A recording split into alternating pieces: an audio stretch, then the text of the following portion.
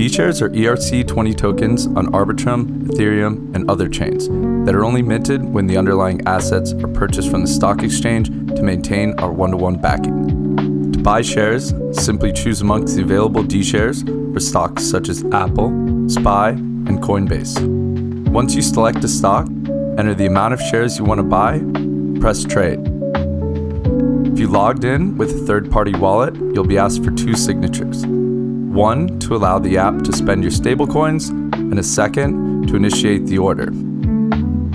If you initiated the transaction during US market hours, you should see the corresponding dShares in your wallet within 30 seconds. If it's outside US market hours, your order should be pending until the market opens the next business day. For further details, read our full user guide at docs.dinari.com.